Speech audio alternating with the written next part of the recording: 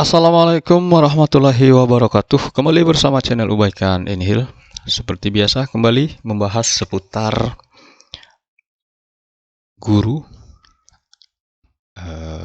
PPG, TPG, P3K maupun informasi lainnya. Nah, kali ini saya ingin membahas seputar tentang analisa tunjangan profesi guru. Nah, sebenarnya video ini banyak saya bahas, namun mungkin sedikit ada pembaharuan, terus lagi yang baru lulus, dan update-update yang lainnya. Terkhusus untuk guru PAI, tentunya yang mengajar di sekolah umum. Sekali lagi, khusus guru PAI yang mengajar di sekolah umum. Nah, di antaranya TK, SD, SMP, SMA, SMK, dan SLB. Nah, dan guru-guru agama di swasta juga sama, yang berkurikulum dinas, yang tentunya guru agama tersebut TPG-nya melalui akun siaga. Nah, namun lebih di sini saya bahas adalah guru agama Islam. Nah, walaupun guru agama lain itu ada juga yang disiaga. Nah, di layar Bapak Ibu bisa lihat ada beberapa poin syarat di aplikasi. Nah, yang pertama tentu usianya belum pensiun. Jadi jika sudah pensiun, tentu otomatis akan hilang hak-haknya untuk mendapatkan TPG atau tunjangan profesi guru. Yang kedua, menyelesaikan verval NUPTK. Nah,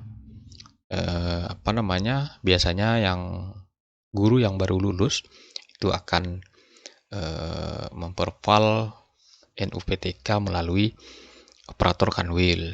Nah, begitu juga menyelesaikan verval NRG. Nah, sampai sekarang itu masih ada yang belum terbit NRG-nya guru-guru yang lulus tahap 3 di tahun 2022, yang mereka itu lulus kalau tidak salah saya sekitar akhir Februari. Nah, itu juga banyak teman-teman itu yang membahas, mengomentari video saya, berarti video Bapak salah katanya. Saya katakan di situ syarat TPG itu cair jika Bapak Ibu lulus tahun ini, maka cairnya itu tahun depan. Nah, bagaimana? Ada juga yang bertanyakan bagaimana kami yang lulus di Februari. Nah, sesuai juknis itu ya menerimanya di tahun depan, yaitu tahun 2024. Nah, yang berikutnya di sini minimal tentu 24 jam tatap mukanya. Ini miliki jam tatap muka minimal 24. Ya, ini maksudnya sudah termasuk dengan jam-jam yang diakui berdasarkan aplikasi siaga ini. Tentu Bapak Ibu yang guru agama sudah tahu. Nah, Bapak Ibu yang baru lulus atau yang baru menjadi guru agama, barangkali sebagai literasi, yang akan lulus mudah-mudahan, nah juga sebagai pengetahuan. Jadi nanti jika Bapak Ibu sudah lulus, maka akunnya itu akan berubah. Nanti di administrasinya itu, nah di samping di sini kan ada administrasi. Nah, itu nanti akan berubah akun Bapak Ibu itu. Ada sertifikasi, NRG, NUPTK, data rekening, SKMT, dan daftar mutasi. Nah, jadi berbeda dengan yang belum terpanggil PPG, yang belum PPG, dan yang belum lulus. Biasanya di atasnya itu administrasinya, yaitu pretest, PPG menunya, karena dia belum lulus sertifikasi. Nah, jika lulus, maka nanti Bapak Ibu bisa melihat daftar analisa ini. Nah, karena teman saya yang baru lulus itu menunya sudah sama seperti saya, hanya saja ada satu syarat lagi yang tidak bisa terpenuhi. Nah, sesuai dengan juknis tadi, Yang berikutnya minimal di Satmikal itu 6 jam. Nah, ini perbedaannya dengan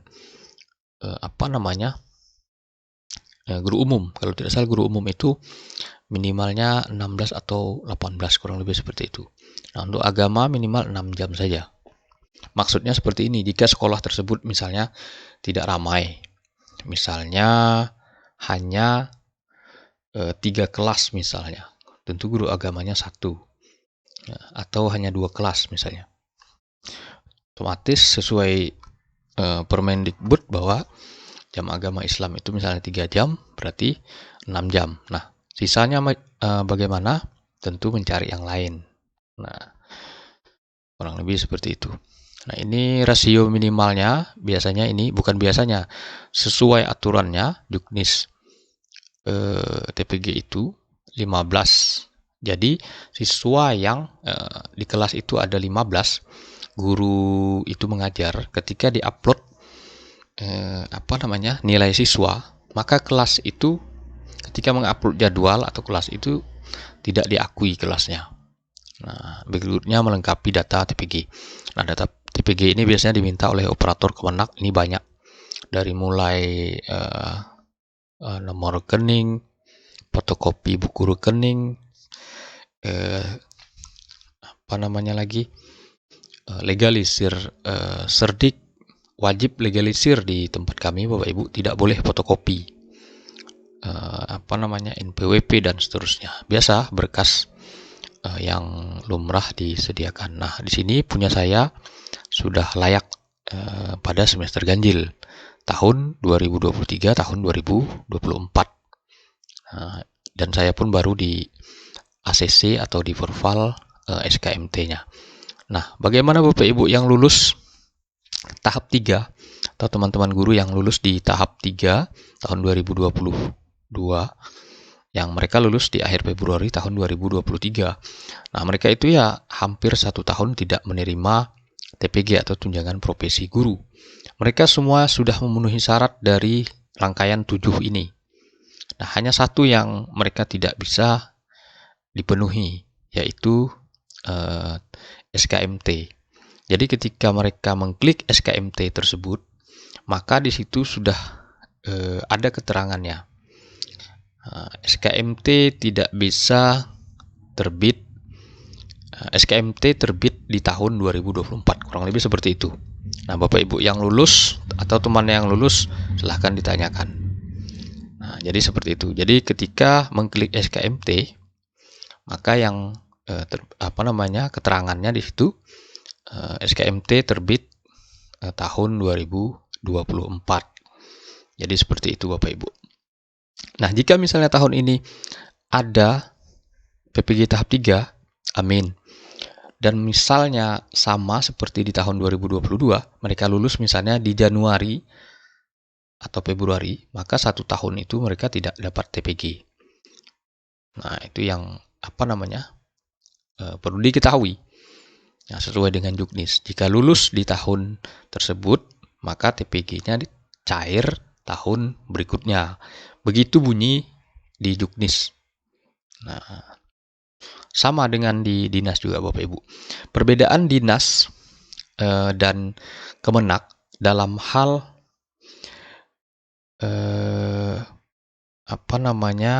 jumlah nominal penyesuaian gaji, itu yang berbeda.